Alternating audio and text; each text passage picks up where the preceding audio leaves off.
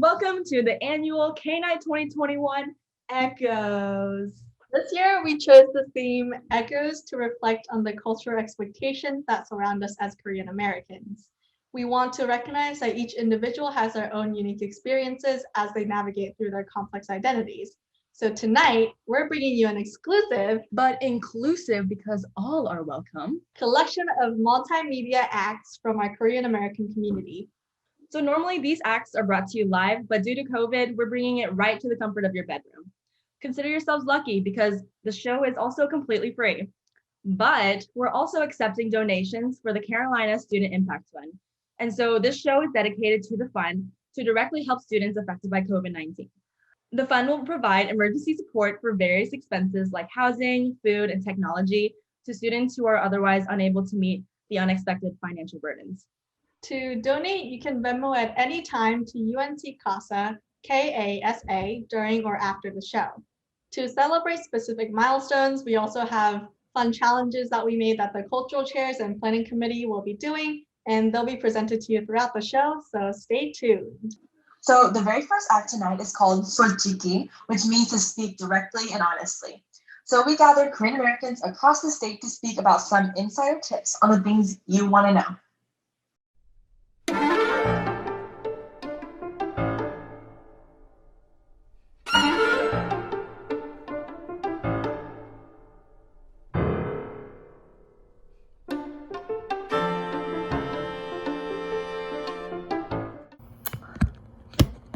Oh wait, should I introduce myself first? Quick. Hi, I'm Ashley. I'm Erin. My name is Juha. I'm Christina. Hello, my name is Ben. And my name is Grace Cho. I'm Lebonah Yoon. I am Jeanie Chang. My name is Minnie Kim. I just had kimchi for lunch, but no, that's not my favorite Korean food. My favorite Korean food is probably tteokbokki. Tteokbokki. Barbecue. Samgyeopsal. Kimchi jjigae. Probably kimchi jjigae. Like a really small kimbap at Gwangjang-sijang. Kimbap, but it's just miniature. Maya kimbap. So many good ones. The most recent one would be Crash Landing. Crash Landing on You. Crash Landing on You. By 1988. My Love from Another Star. Airs. Itaewon Class. Kim Yona. He was like a Olympic skater. Blackpink. Sandra Oh. David So. Jaesook.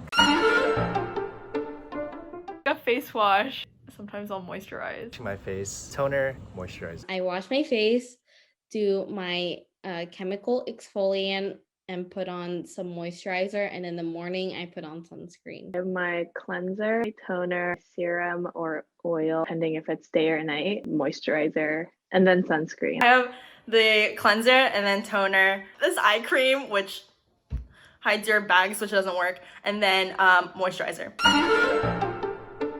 1.5. I'm a second generation. Second generation. So I was born in Korea, Seoul, but I came here when I was 4 months old. So pretty much raised here. Yeah. If you like play the recorder in the middle of the night, like snakes will come out. Like shaking your leg too much is bad luck. Lets out all the luck that you have.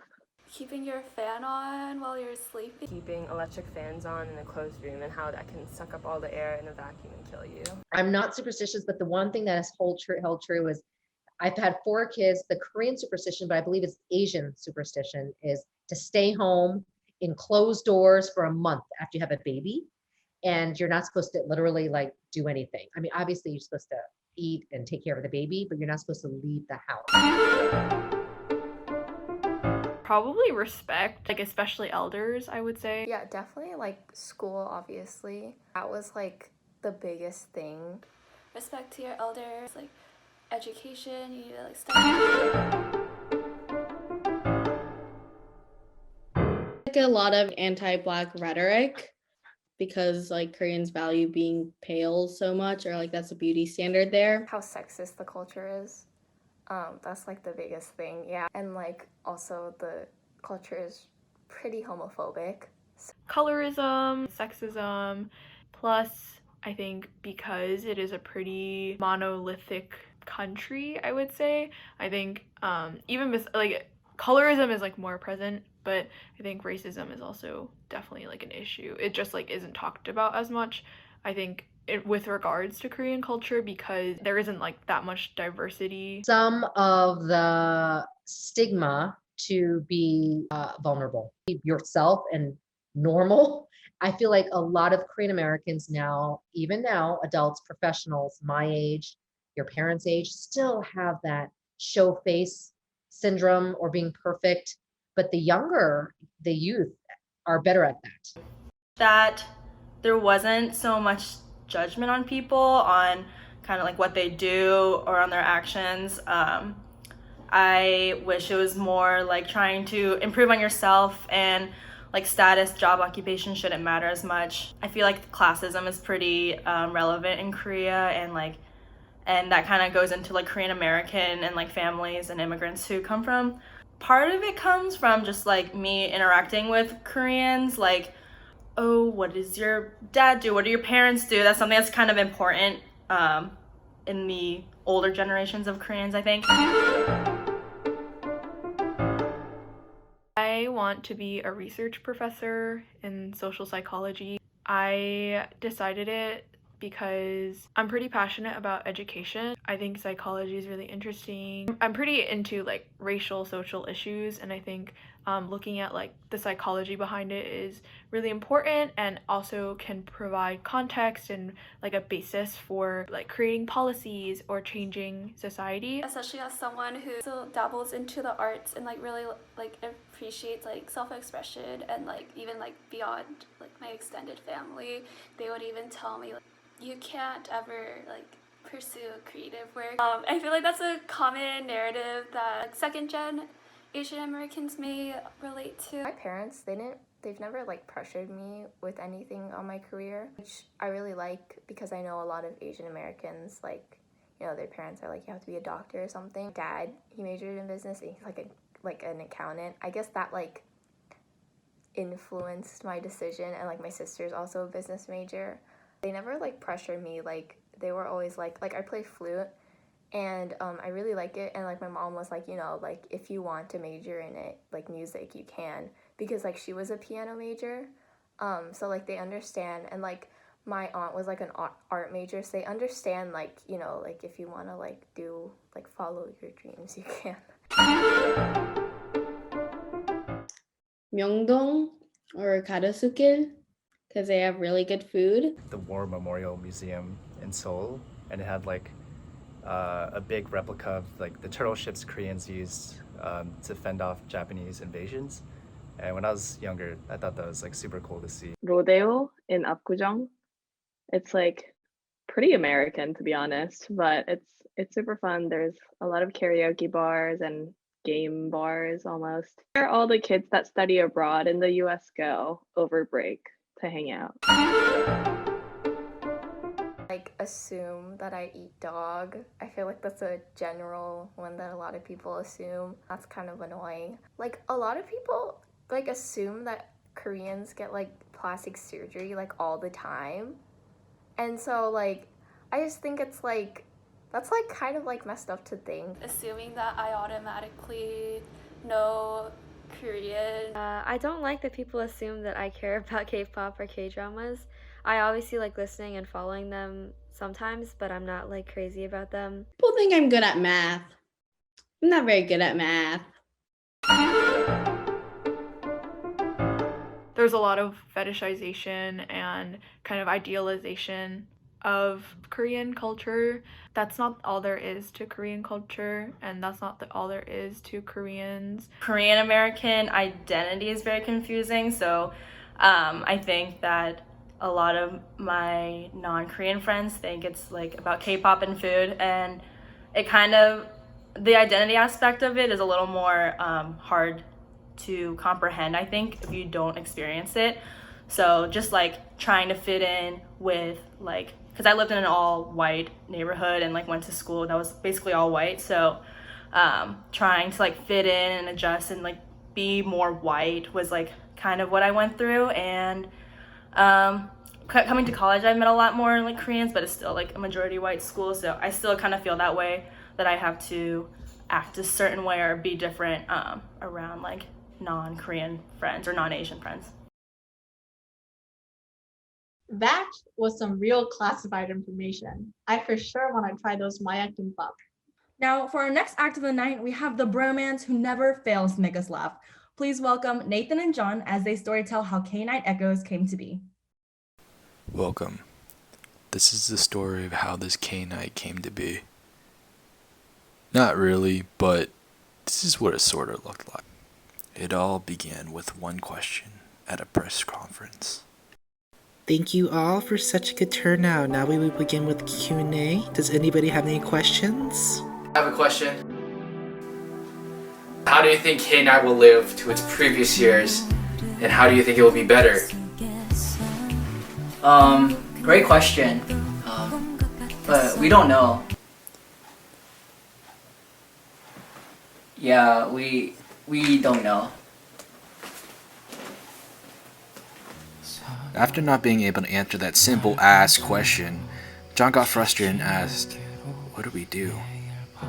He screamed, he prayed, he got down on his knees, he tried everything. But then he thought there might be something that could help, or somewhere. They said if you put a sticky note on Sandbox's wall, it might come true. He wanted the best for K-Nite, but he found something else.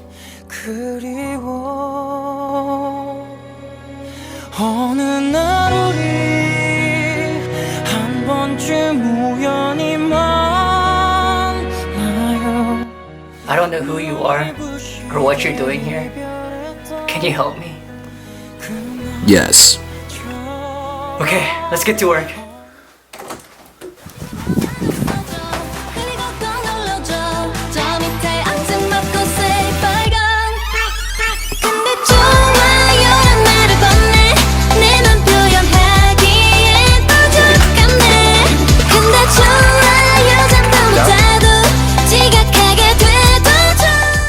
I think we're ready now.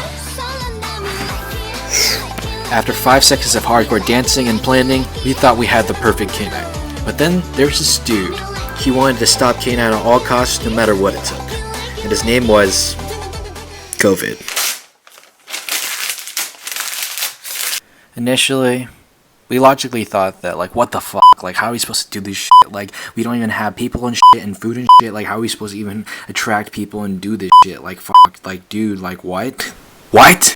With the circumstances changed, we thought maybe we could even have a better K-Nite virtually that's safe and even more entertaining. Just bringing the same amount of energy, pizzazz, and overall community.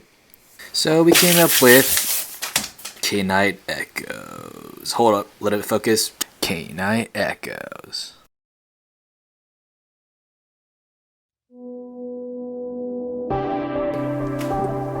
We worked really hard on this, and I know that this K-Nite is gonna be the greatest K-Nite of all time. Well, that was chaotic. Thanks, Nathan and John, for kicking off K-Nite with such a banger.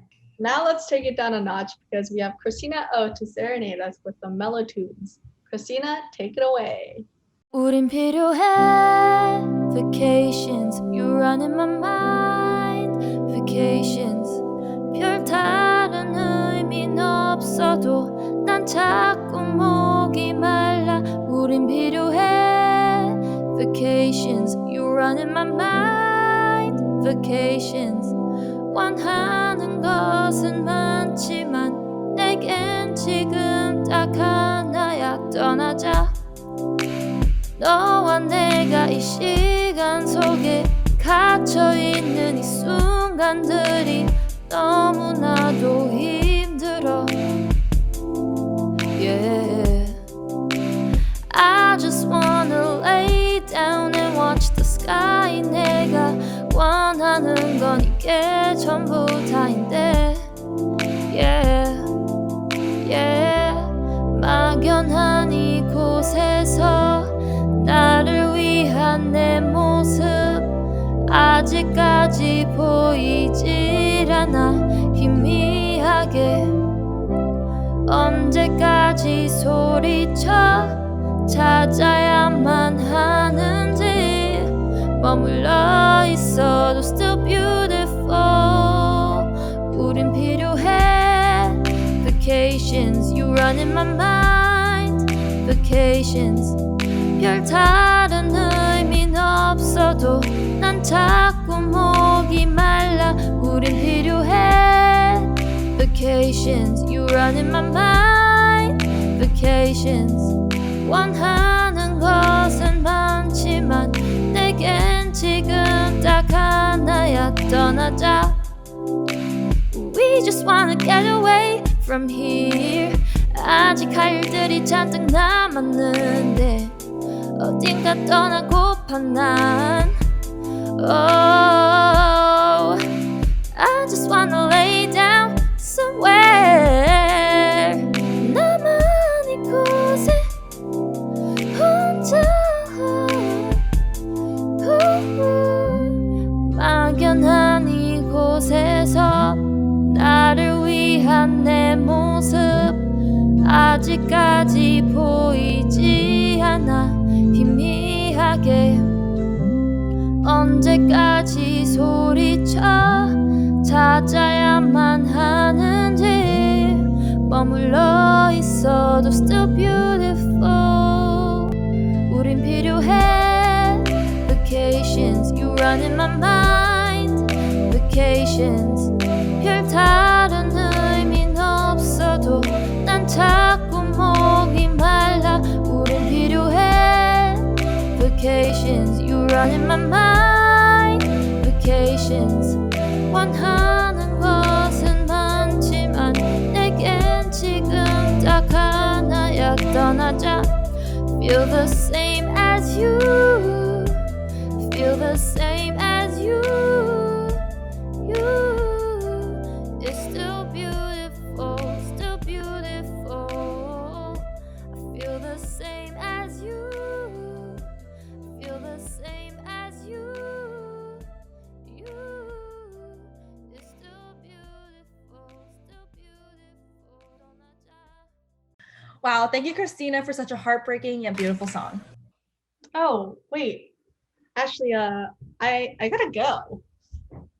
Wait, why? Are you ditching me? Yeah, I got a flight to catch. Wait, a flight to where? See ya. What? I'm on the mountain with my cousin Wilhelm, who is going to do a big trick. Yeah, Wilhelm, you're killing it! Hi, my name is Bella. I'm a student at UNC, and in November 2020, I returned to Seoul, South Korea, which is where I'm originally from and where my dad still works and lives. I just want to put out an announcement that all of Korea's COVID safety guidelines were followed, and if anyone has concerns on the details of this, feel free to ask me, but otherwise, here's my trip. Vector! That's me, you see? Because I commit crimes with both magnitude and direction. Oh yeah!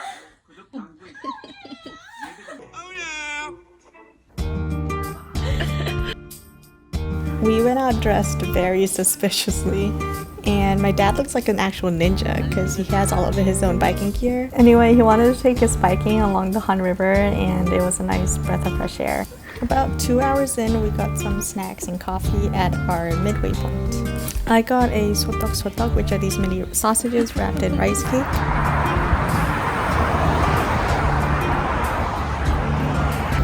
We are going to 현대백화점 at 삼성역 to get Christmas presents. Oh yeah! Oh yeah! Oh yeah!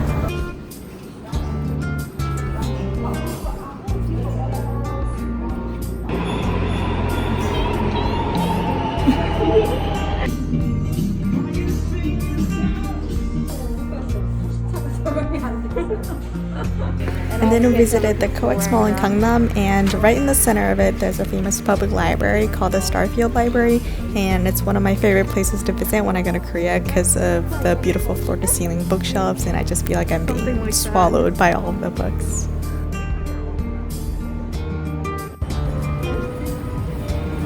You know they moved.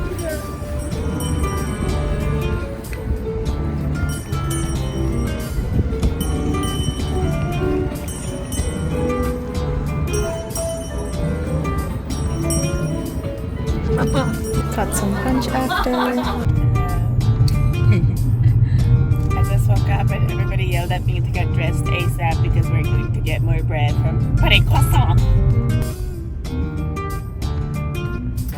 We did get actual breakfast items, but I really came for their cakes. I think there is really something about Korean cakes. It's Probably their fluffy and not so sweet whipped cream, and they also just decorate so well. We got a bouquet of flowers for mom and dad because it's their wedding anniversary. We picked up some drinks because Julie's getting her hair done right now. Usually they serve you drinks in normal times, but because of Corona, they stopped serving drinks at the hair salon. And Bella is smashing the flowers. But you know, as long as she doesn't smash the cake that we ordered a month in advance, I'm okay with it.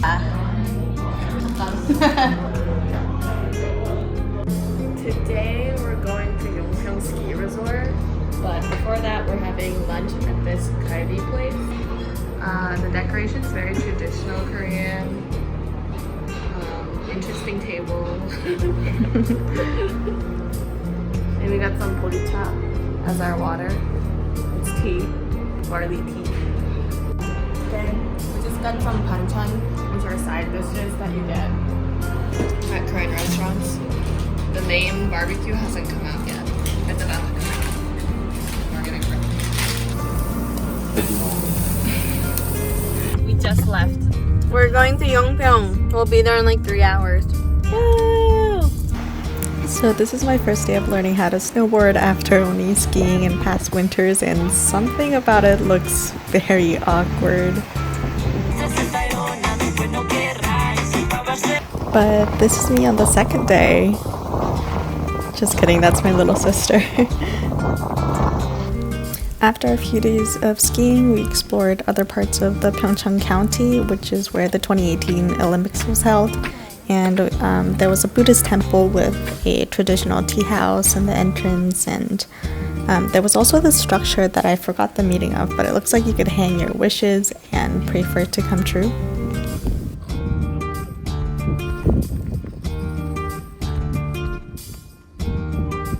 And by the temple, there was a hiking trail called Soljikhee that followed the Odechon stream. The stream eventually flows into the Hangang River, which is where we biked at the beginning of the trip, so I guess we kind of came full circle. Along the hike, we found this area where other people had stopped to stack some stones, and they were all so cute. Some do it as a spiritual thing, others do it to keep other hikers from getting lost. And my mom's just there making one for fun.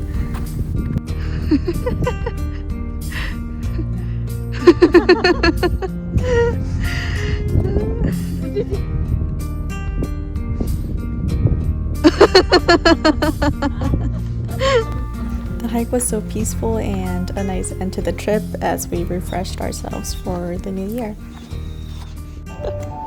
Read another menu. Read the next one. 레몬그라스 티를 이용한 홀란다ise sauce, 터키 햄은 결대진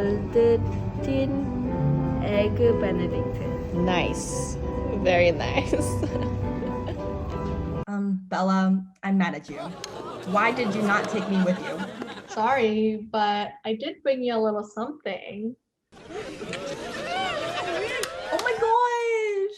I shall implement this into my nighttime skincare routine. Speaking of, it's already night and I am starving. Well, funny you asked, because next up, the Cultural Chairs and Planning Committee are doing a spicy ramen challenge because we have already reached the first donation tier of $50. Let's see who'll end up on the toilet at the end of the night. To keep the donations coming, you can Venmo any amount to UNC CASA, and it goes directly to the Student Impact Fund. Watch us get spiced.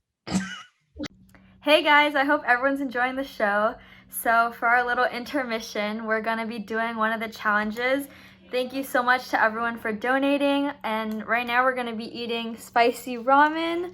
It's the 2x pack from the Samyang flavored noodles. I don't know if you've heard of them, but they're pretty spicy. So we're gonna try and race to see who can eat the most, or who can eat their whole bowl fastest. And we're not allowed to have water or milk or anything else. We're just gonna eat noodles. So let's go. Oh God. Let's do this. Yep. Ready? 3, 2, 1, start.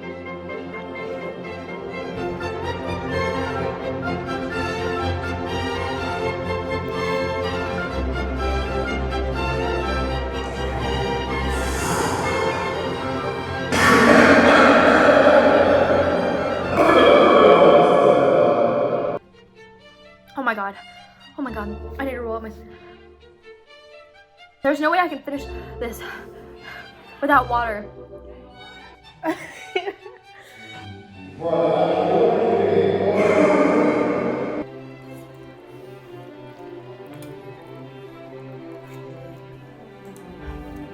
Not tapping out though. Keep going, keep going.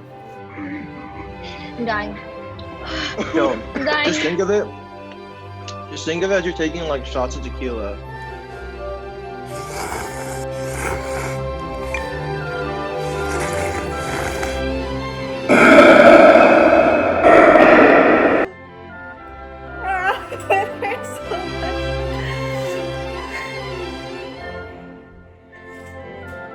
Almost done. So much.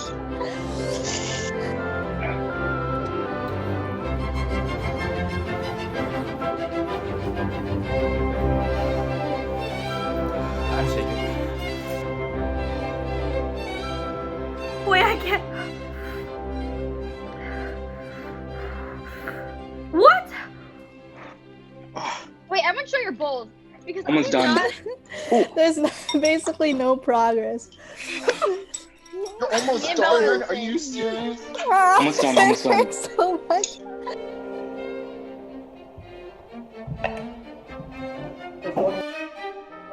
Let's go. You're done? Holy. Okay. Okay, we're done. I'm done. Oh, Chef I'm one. almost done. Oh my god, I'm almost done. Okay, let's go for second, I guess. Don't mind me, I'm just... Did you add something to it? Alright, John. I can't finish it.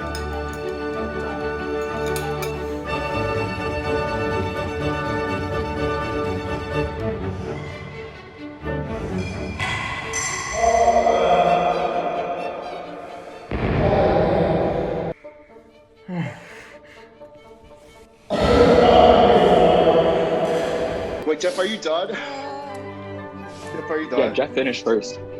Yeah, bro. Oh, okay, so I'm third. Oh.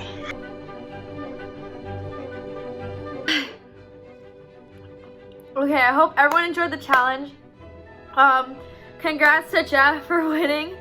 That was amazing. So please keep donating.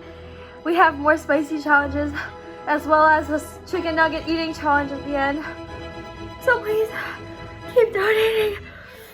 I'm gonna peace out. Bye guys. Ooh. Oh, that hurt me more than my chemistry exam. Well, you know, maybe this will help you forget your pains. Yikes, Ash. Save the dancing to the pros. Here's Jaeny with her original choreography to Wannabe by ITZY and How You Like That by Blackpink. Ashley, take notes.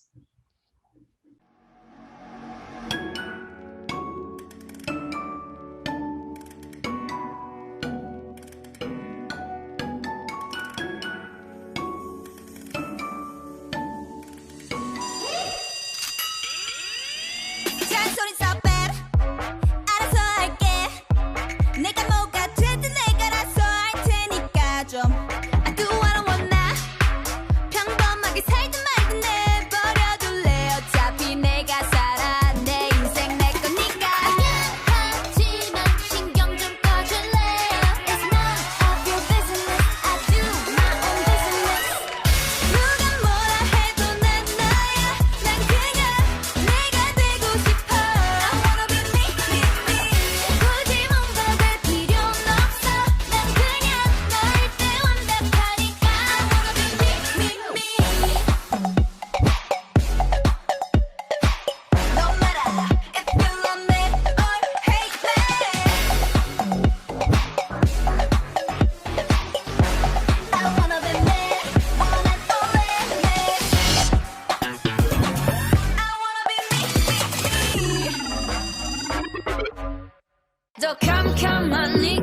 shine like the stars. 그 미소를 띠며 I kiss you goodbye. 실컷 비웃어라 꼴조니까 이제 너희 하나 둘 셋. How you like?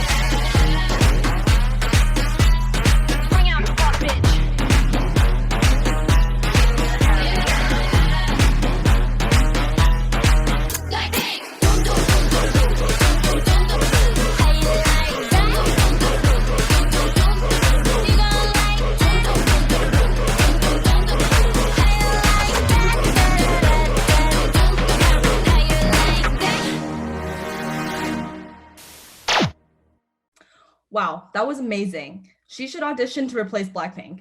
Yeah, if only Monchis like us could dance. Some people are just born to be on stage. Yeah, not only are we below average dancers, we're also tone deaf.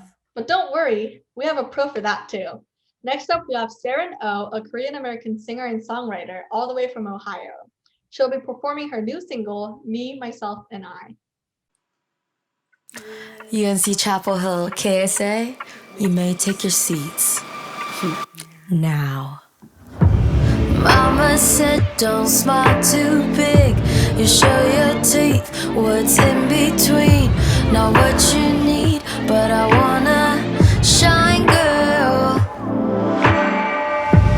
People like to find the things that they don't like, but I don't mind what they can find. So I'll go and shine, girl.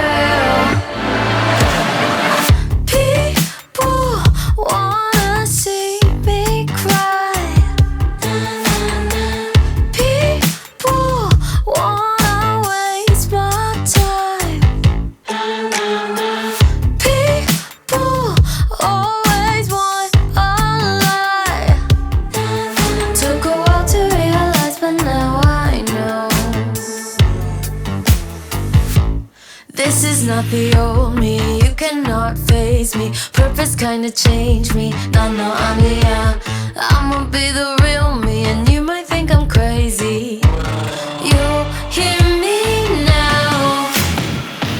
I won't be defined, light up all the lies. Always has been me, myself, and I. I won't be defined, light up all the lies. I see you now. Took a while to find myself. Now I can be clear on who I am as I see the mirror. I'ma go and shine, girl. People judge me with their eyes. Step back, take a look inside. Voices all in my head.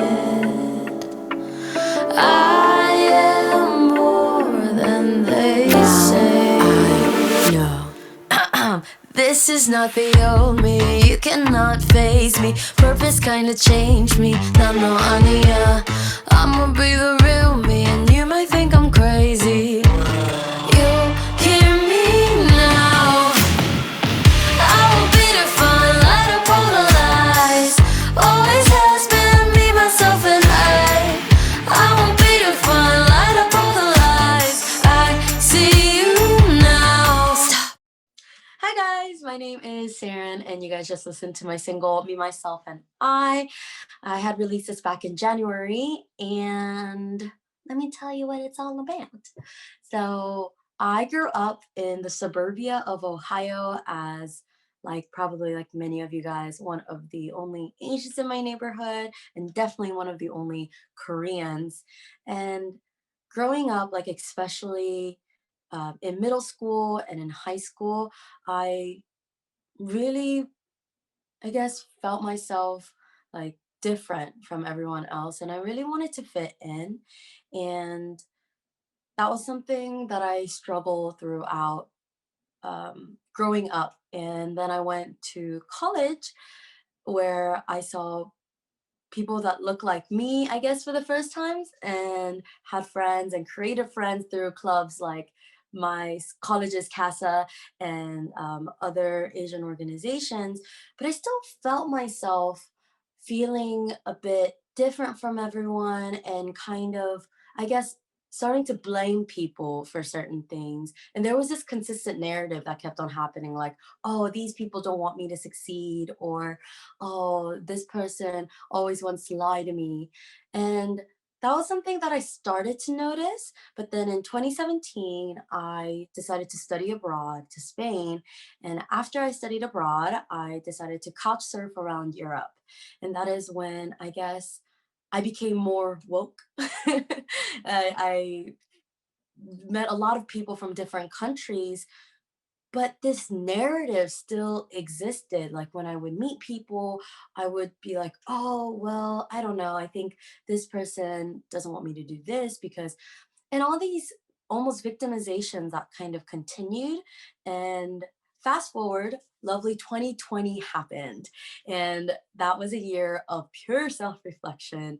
And during this time, I also dove deeper into my faith and really rooted myself in my faith. And it gave me purpose beyond my own self. And that allowed me to, I guess, kind of be more disconnected from my own life and look at it with a clear pair of eyeballs. And that's when I realized that this narrative was something that I had built throughout my life. And because I built it, that it's also something that I can change. And the viewpoint of this world is up to me. And this song was me basically taking that story I had built and putting it back in my hands. And I hope while you guys listen to this song that you felt like the main character or like a boss queen / boss king. Thanks for listening, guys. Hope there were some cool little bits that you got to take away from this little talk. And if you have any questions, feel free to reach out to me on my Instagram at Serin Official. And all the singles are available on all streaming platforms if you want to bump it. Looking forward to hearing from you guys. Bye! Wow, that was so good. Be sure to check out Serin's song on Spotify along with her other 2 songs, Shower Thoughts and Other Woman. Be sure to follow her on Instagram, Facebook, and Twitter at Serin Official.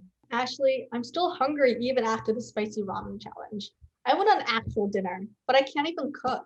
Me either. But here's our silver lining. We have Eric Kim, a Korean-American recipe developer and food writer for the New York Times. He makes dozens of recipes, especially ones on Korean cuisine. And today, he'll be showing us his kimchi fried rice recipe that even college students like us can follow easily. Nom nom nom, let's go! Hi everyone, it's Eric Kim.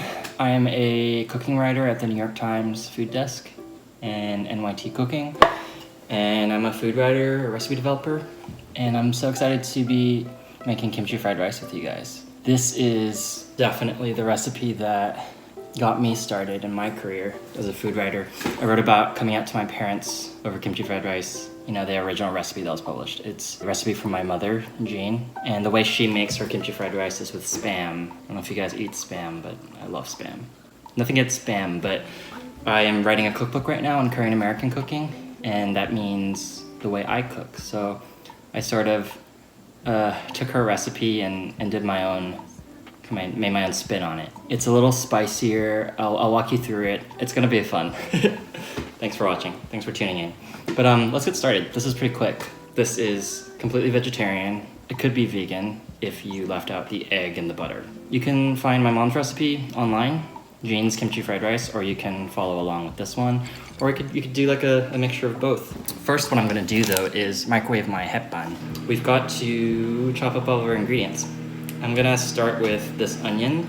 Next is kimchi, of course. You want really ripe kimchi. And right now we have this lovely pechu kimchi.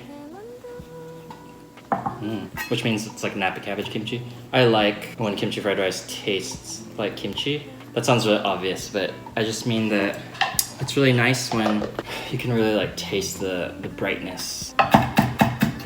Chopping it up also kind of releases their juices, which is sort of nice.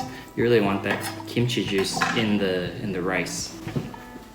I have a cup measure because the 1 cup measure in my life is always used for my dog and her food.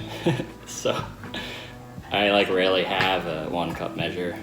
You can be pretty, chill with the ingredients, with the amounts. That's what I think. What really matters is the seasoning, which I'll show you in a second. But all the kondegi, which is like the mix-ins, they can be whatever you have in your fridge. And that's usually why and when I'm making kimchi fried rice. Okay, I have one of these amazing butane portable stoves. If you're Korean, you know what this is. Especially the non-stick pan with the red dot in the middle. They're like classic kimchi fried rice in my opinion. I'm gonna set it to the medium low, because this first step is actually quite gentle. You're making a gochugirim. And gochugirim is like a pepper oil. I'm going to bloom the gochugaru in the butter. I'm gonna add about half a teaspoon. And gochugaru can burn, so you wanna be careful here. That's it, a few seconds.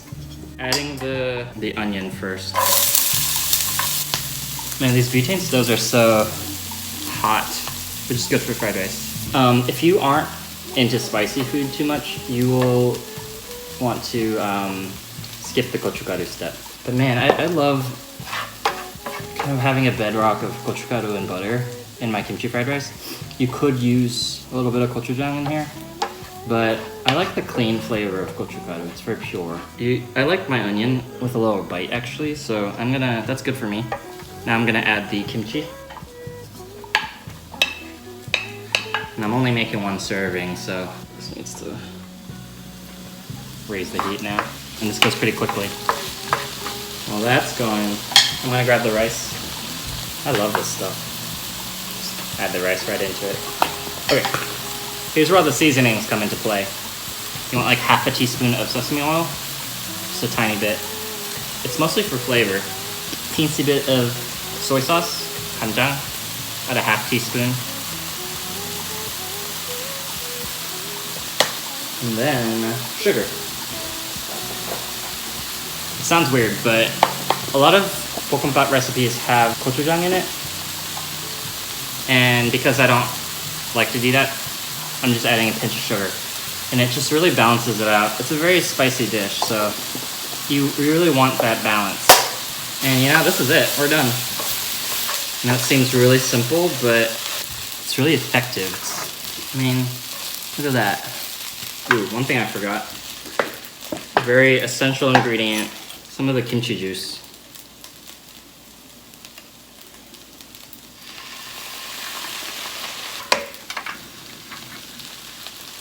Just gonna taste for seasoning.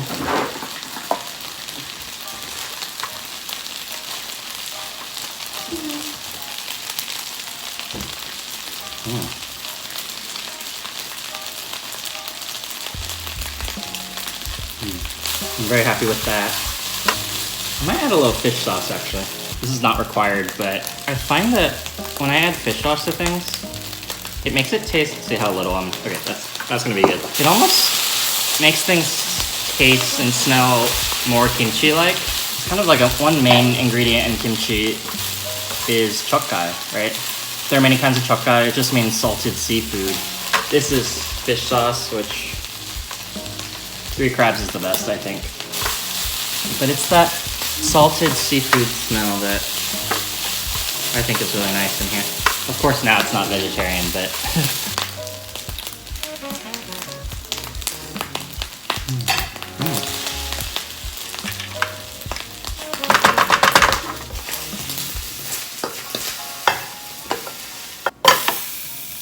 okay, it's just me, so it doesn't have to be neat, but doesn't that look good?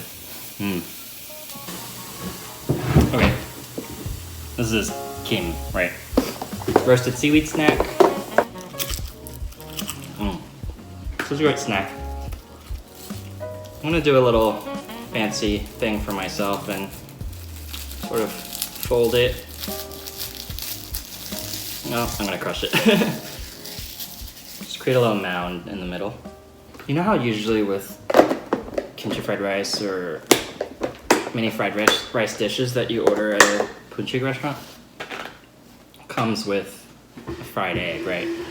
And I love that fried egg, but sometimes I really don't have the time or energy for it. But also sometimes I just really want to maximize my yolk. You know, the yolk that oozes into the rice is, I think, the best part of kimchi fried rice. So I don't know if you've ever done this, but and then you kind of let the yolk fall through. The white fall through. And save that white, use it for meringues, or fold them into your omelet in the morning. And now we're just left with the yolk. And of course, this is a raw egg yolk, so I am using one that I'm very confident about. This egg yolk, I don't know, whatever, it comes from a carton of like organic eggs, and I also just recently bought them, so I feel good about them. And I don't mind eating them raw. But if you're worried, definitely fry your egg, it's totally fine. Also, then you won't be left with like a white. But I love eating kimchi fried rice like this. I can show you better. Well, I'll show you what I like to do. This is how I like to eat it.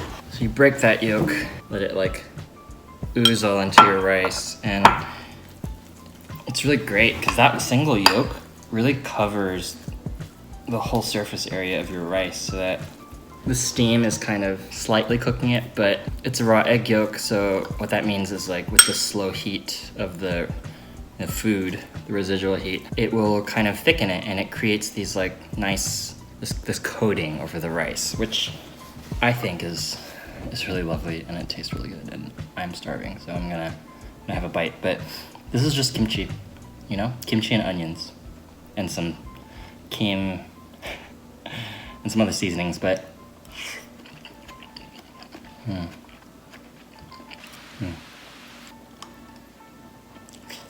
the egg yolk is really nice. So I just got back from upstairs. My parents tasted a bit, and they said it was really good. And the reason that's significant is that this is not like my mom's fried rice. Hers is sweeter. The spam adds a lot of sweetness, so if you had spam in there, of course it would taste great.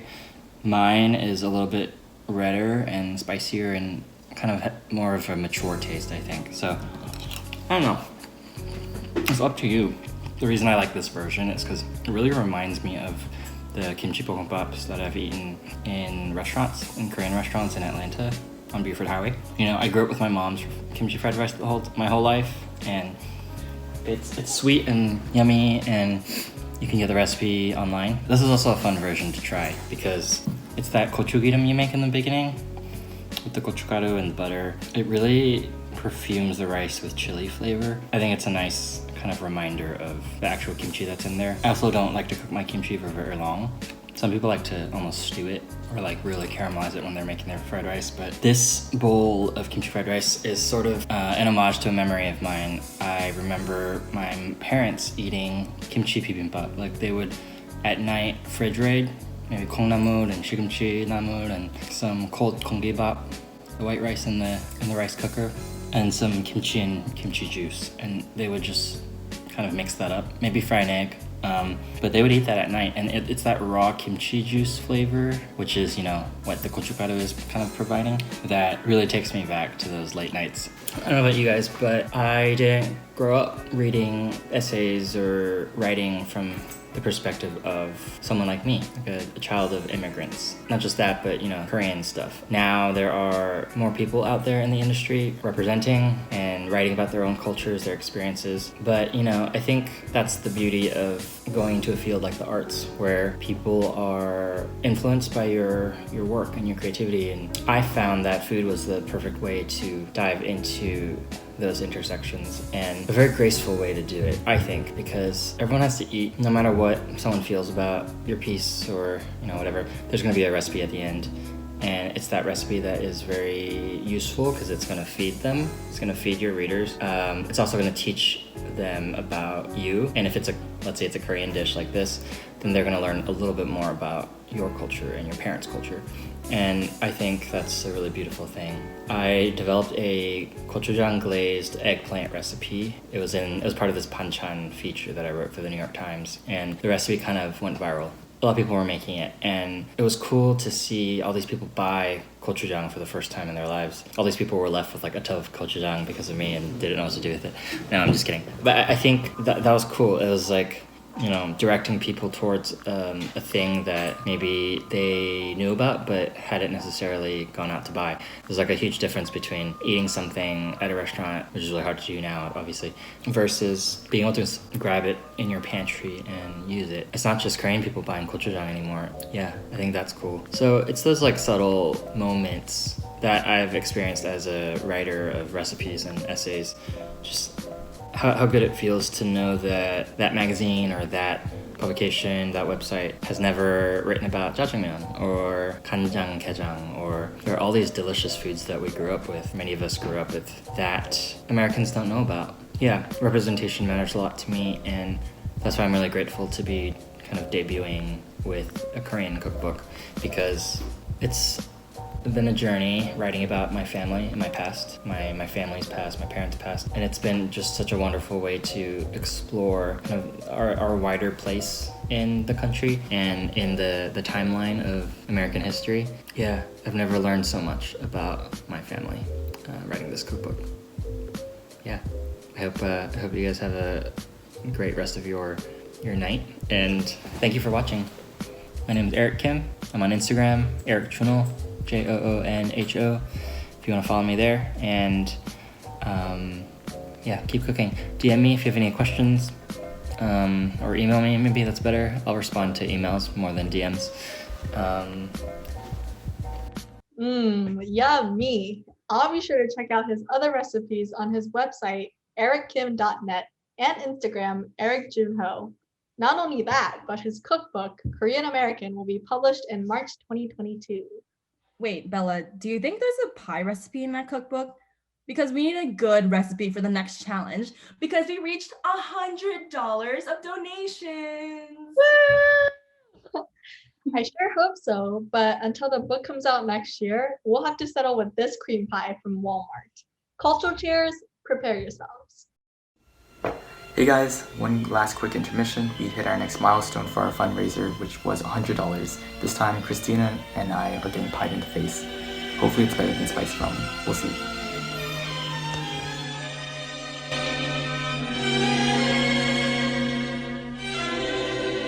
At last,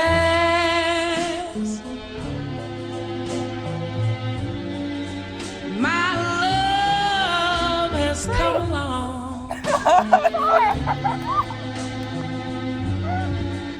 My lonely Donate to Casa! are over. I feel so bad! No, that was scary. And life is like a song. Hurry up! Do this! Get on the slow-mo and then we'll do it again. Well, those are our cultural chairs, Erin and Christina, who have been on the forefront of K-Nite 2021 echoes. They built virtual K-Nite from ground zero since last spring. So thank you so much, Erin and Christina, for working so hard, even when times were uncertain with the pandemic. You made an amazing virtual K-Nite that we can remember forever. Please remember to Venmo UNC Casa to donate to the Carolina Student Impact Fund. And thank you to Ashley for co-emceeing. And thank you again to Erin, Christina, and to our planning committee, Jeff and Danny. And a special thank you to Nathan as well, of course, spending weeks editing all of our videos and helping put together the final product. And with that, we'd like to present to you our final act by Franny Choi. She's a queer Korean-American writer and poet, author of 2 poetry collections. Her work focuses on social activism and equality. Today, she'll be reading a few of her poems, and without further ado, here's Franny Choi. Hi UNC, hi CASA, and hi to everybody who's tuning into K-Nite. My name's Franny Choi, I'm a poet, and I'm very excited to get a chance to read some poems to you to help celebrate your event. Thank you so much for having me and for making room for poetry in the things that you do. I'm going to start with a poem about my name. The name of the poem is my Korean name. It's Min, and the dedication on this poem is for my parents, whose names are In-young and Un. I guess if I'm a good Korean, I would say like Cheja Inja Youngja or something, right? But anyway, here's the poem. In the 1st grade, I asked my mother for permission to go by my American name, Frances, at school. At 7 years old, I already knew the weight of hearing my name butchered by hammerhead tongues. Already knew to let my salty gook name drag behind me in the sand, safely out of sight. In 4th grade, I wanted to be a writer and worried about how to escape my surname. Choi is nothing if not Korean, if not garlic breath, if not seaweed and sesame and food stamps during the lean years. Could I just go by FJC? Could I be paper thin and raceless, dust jacket and coffee stain, a boneless rumor smoldering behind the curtain and speaking through an ink-stained puppet? My father ran through all his possible rechristenings with us. Ian, Isaac, Ivan, and we laughed at each one. We knew his accent would always give him away. You can hear the pride in my mother's voice when she answers the phone. Hello, this is Grace. And it is some kind of strange grace we've spun ourselves, some lightning made of chainmail. Grace is not her pseudonym, though everyone in my family is a poet. These names are just the shields for the names we speak in the dark, savage death rites we still practice in the new world, myths we whisper to keep each other warm. My Korean name is the star my mother cooks into the jjigae to follow home when I am lost, which is always in this gray country, in this violent foster home, whose streets are paved with shame, this factory yard, who's riddled with bullies, ready to steal your skin and sell it back to your mother for profit, land where they stuff our throats with soil and then accuse us of gluttony when we finally learn to swallow it. I confess, I am greedy. I think I deserve to be seen for what I am, a boundless, burning wick, a perfect cord. I confess, if someone has looked at my crooked spine and called that Elmwood, I've accepted. If someone has loved me more for my gook name or my saint name, for my good vocabulary or my bad joints, I've welcomed them into this house. I've cooked them each a meal with a star singing at the bottom of the bowl, a secret ingredient to follow home when we are lost. Sunflower oil, blood sausage, or a name given by a dead grandfather who eventually forgot everything he'd ever touched. I promise I will never stop stealing back what is mine. I promise I won't forget again. This is called Upon Learning That Some Korean War Refugees Used Partially Detonated Napalm Canisters as Cooking Fuel. Somewhere in a prior world, a woman with my face is scraping the seeds from an unborn hell. All night, doom rang from the sky, and in the morning, there are mouths to feed. There are crocks in the cellar and the ruined crops, the early frost, the neighbor's red daughter strung up in the square. What else to do when the unspeakable comes? What else to burn when it doesn't? Somewhere in a world that didn't quite end, a woman like me is foraging for that which failed to kill her. She is cranking open modernity's throat, wrenching her arc from its scat. She is a woman who can hack an impossible morning into water, bean paste, bitter leaves. Another chance to fumble toward the next chance and the next. Every day of my life has been something other than my last. Every day an extinction misfires, and I put it to work. Okay, this will be the last poem that I read, and then we'll answer some questions. This one's called Prayer for the Untranslated Testimony. I wrote it in the weeks after the Brett Kavanaugh hearings. Yeah, I guess that's all I'll say. Prayer for the Untranslated Testimony. Midnight, and I'm sitting on the back steps, looking at the leaves and listening to the sound a boy is making into the night with the peak of his lungs somewhere in my neighborhood. He is stretching the air, and I do not know what it means, this sound. It sounds, I think, like a name, like the name of my friend Fatima, but with different letters, I think. Or maybe it sounds like a command, a long and desperate spell which he makes of the air again and again, and now growing longer as he shouts it. And if I ask my heart, rude translator though it is, to read back the sound, what I hear rippling from the quiet floor of my chest is, let me in, or open it, open it. And now in my chest's vocabulary there is also a door. There's also a blue light in the top window and a face that will not appear. And some of my friends I know have names that sound like this, like I am here, like why won't you answer, like why can't you see me? And they are mostly not boys, but they do grow long and blue lit at midnight. They are spells, the women I know.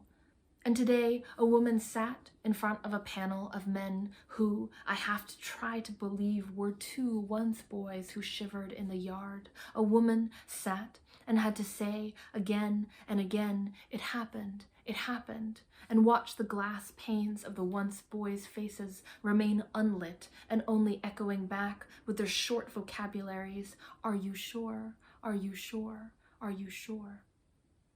So tonight, reaching up to hold hands with these leaves stretching onto the back steps, I say, please, let the spell grow legs. Let my sisters' names grow long as their hair, long as they need to. Let their names rattle the night air with their incessant lungs. Let the sounds of their names burn blue in the night. Let even their ugliest memories be named after the daughters of prophets. Please, if there is a God, named for the humble undersides of these leaves somehow not yet dead, let the names of my sisters make all the doors on my street fly open. Let every tree sleeping in our chests claw awake and rush out to answer that call. So, like I said, my name's Franny. I'm a poet and a writer of other things, essays, plays. I'm currently working on an essay collection that's about racialized media representations of robots, specifically Asian lady robots in pop culture. Yeah, I'm the author of 2 books, and I've been writing poetry since I was really young, but really kind of came into my identity as a poet in community with other writers, especially other queer POC artists that I met while studying undergrad at Brown, and then in the years after that when I was kind of came into my own as both a poet and a political organizer in Providence, Rhode Island. So whenever people ask, like, how did you become a writer, how did you get to where you are, community is always part of my answer. Ilya Kaminsky, the poet Ilya Kaminsky says, and he might be quoting somebody here, but he's the one that I heard it from, but he says that a poet is somebody who speaks privately to many people at once. And I've always been drawn to people who are sort of like creating their own language as they write, you know? And so I think that as far as when we talk about developing a voice, that really feels to me like the most, that's what really the question is. Like, what is the way that you can speak, that you can write, that only you can write? What is like your most private language? That said, I'm definitely a product of both like kind of two schools of poetry. So one of them being like very weird experimental poets, which has a really strong Asian American tradition. And then also on the other hand, I come from like a slam background, you know? So yeah, spoken word poets, which has roots in the Black Arts movement, which has roots in stand-up comedy. That lineage also definitely informs like my voice and practice as well. I would say that the best thing about my job is, well, I guess if my job is considered teaching at Williams College, then the best thing about my job is working with students. Students are the best. Students are always the best part of anything. I guess if the question is like, what's the best part of my job as a writer, it might also be the same thing, just like getting to meet the most interesting and amazing and like brave-hearted people in the world, and pick their brains about all kinds of stuff. That and the fact that part of my job as a writer is to try to find language that makes me want to stand up in my seat and shout and cry and run around in circles. That's my job. That's really cool. Okay, so when I was in middle school, I was part of this like Korean American mentorship program. We lived in, this is a long story, so I won't go into it. But anyway, the short version of the long story is that I told some older students that I wanted to be a writer when I grew up, and so then they presented me with like a picture of Chang Lee, the novelist, the Korean American novelist, to be like, look, you as a Korean American can be a writer. It's possible. And so in that spirit, to answer this question, I'll give you the names of some of my favorite Korean American writers. Teresa Hakyoung-cha, Soljikhee Kim, whose book Notes on the Divided Country was hugely influential for me. Please read it. Aro Kwon, Susan Choi's book Trust Exercises, which won the National Book Award last year. Oh, and Donmi Choi. Donmi Choi's DMZ Colony also won the National Book Award. Koreans are out here winning awards. Oh, and Emily Jungmin Yoon. Emily Jungmin Yoon is amazing. She's an amazing poet. You should definitely read her book. First of all, the fact that you are doing anything right now, the fact that you are getting out of bed and like crossing a single thing off of your to-do list is like incredible, and I hope that you just like give yourself a little bit or a lot bit of congratulations each and every day for just making it to the end of the day. Like, that's fucking awesome. Secondly, you know, we come from some very beautiful histories and some really difficult and traumatic ones too. And I think that it is important and okay for us to acknowledge both of that. I guess the third thing that I would say is to kind of encourage everybody to continue to think really critically and challenge yourselves in that thinking about racial justice and what it means for us as Asian Americans, as Korean Americans, as people for whom like a big major part of our history has everything to do with American imperialism. What it means for us to be part of the conversation responsibly about racial justice, to be part of the conversation in such a way that acknowledges the privileges that we carry and also isn't afraid to draw connections between other people's struggles and our own. And I also hope that we all continue to think about our roles within Asian American and API movement building, to just continue to be really brave in our thinking about what API as a huge umbrella category might mean and how we might best stand in solidarity with each other.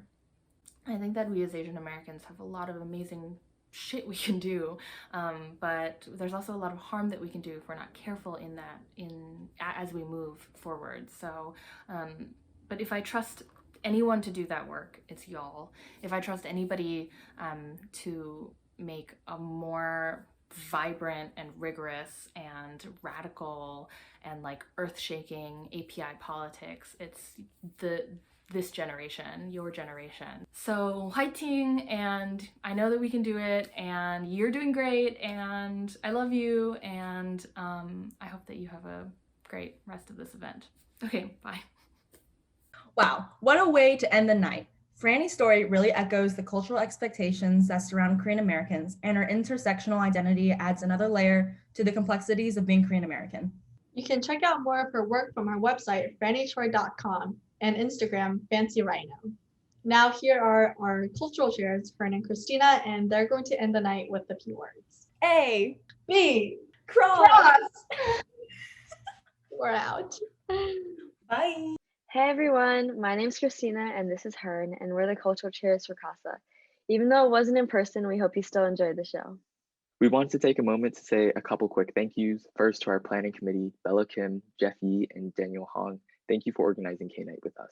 We know it's been a really long process, but we're really grateful for your fresh ideas and all of your hard work. We also want to thank our MCs, Ashley Lim and Bella Kim, for hosting tonight. And a special shout out to our artistes, Alice Yu and Jennifer Yu, for creating awesome graphics for us. We couldn't have done any of this without our phenomenal videographer and treasurer, Nathan Park, for carrying our butts with his amazing edits. We are truly thankful for our performers. You all worked so hard to make this showcase happen and dealt with all the new challenges of being in this online format. In particular, thank you to our guests, Serin Oh, Erin Kim, and Franny Choi. If you enjoyed their performances, you can find out more about them in the description box below. And lastly, thank you all so much for watching. Your support really means a lot. Everyone who was able to donate, thank you so much. Anyone who would still like to donate, our fundraiser will last till the end of February. We'll be posting our other challenge videos on our Instagram at UNCCASA. And don't forget to smash that like button and subscribe to join the fam. We post videos once a year for K-Nite, and that's about it. Make sure you check out our other videos. See you next year. Bye. Bye.